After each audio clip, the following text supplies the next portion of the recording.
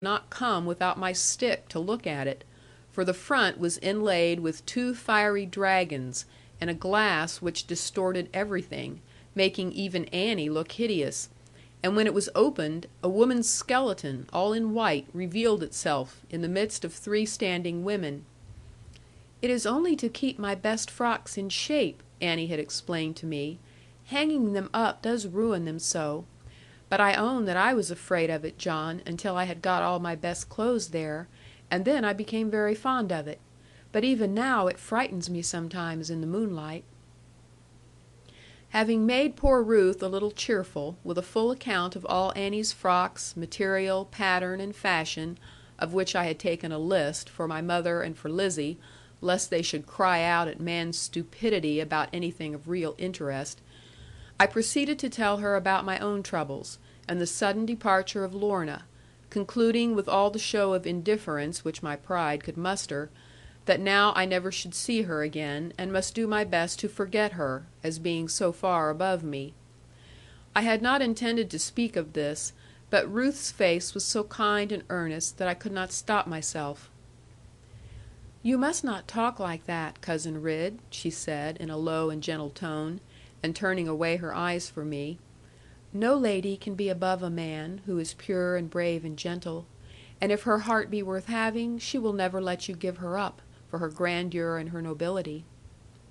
She pronounced those last few words, as I thought, with a little bitterness, unperceived by herself perhaps, for it was not in her appearance.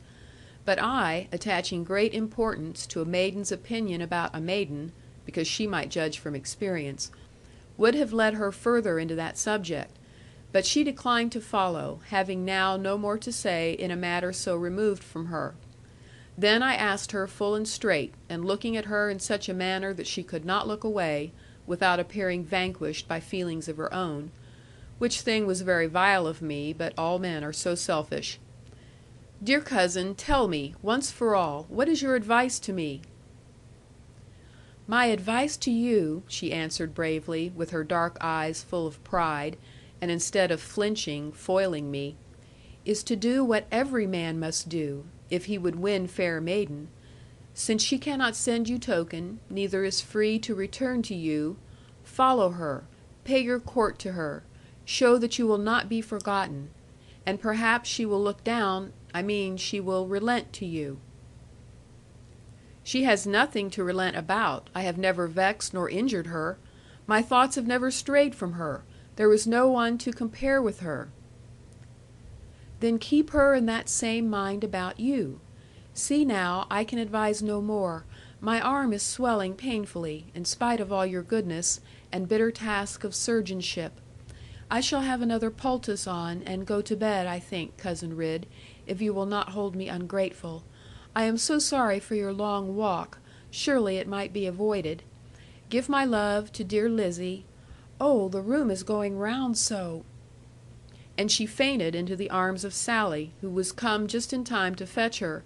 No doubt she had been suffering agony all the time she talked to me.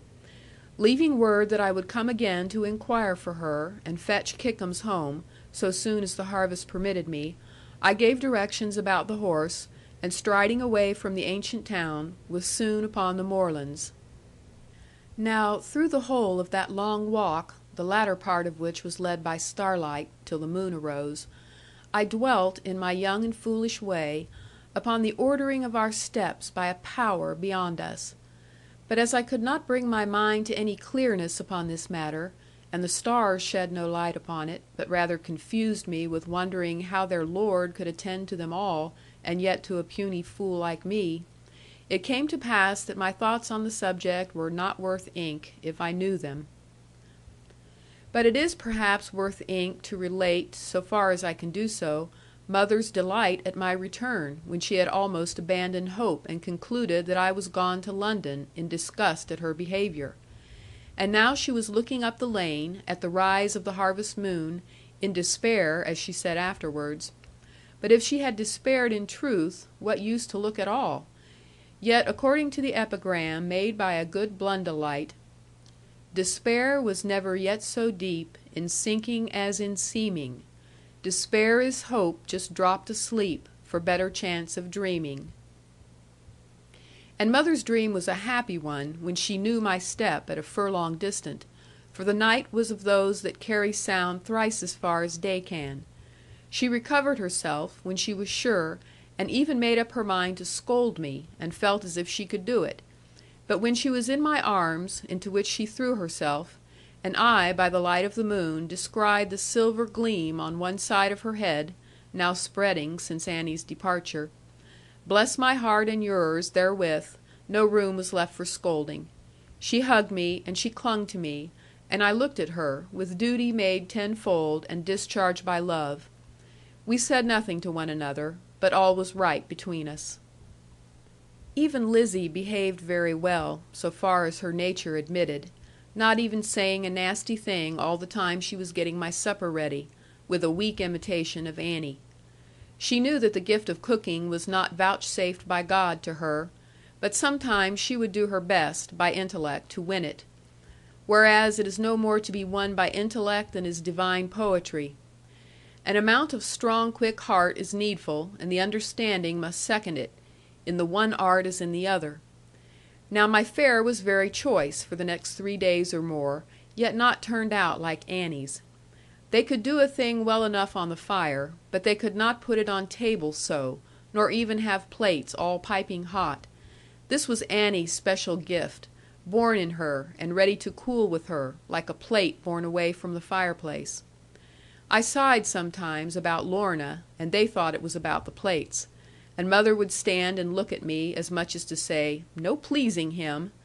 And Lizzie would jerk up one shoulder, and cry, "He had better have Lorna to cook for him," while the whole truth was that I wanted not to be plagued about any cookery, but just to have something good and quiet, and then smoke, and think about Lorna. Nevertheless the time went on, with one change and another, and we gathered all our harvest in, and Parson Bowden thanked God for it, both in church and out of it, for his tithes would be very goodly.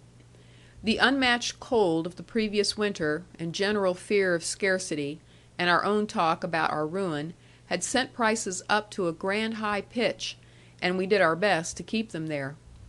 For 9 Englishmen out of every 10 believe that a bitter winter must breed a sour summer, and explain away topmost prices. While according to my experience, more often it would be otherwise, except for the public thinking so. However, I have said too much, and if any farmer reads my book, he will vow that I wrote it for nothing else except to rob his family. End of chapter 61. Recording by Michelle Harris.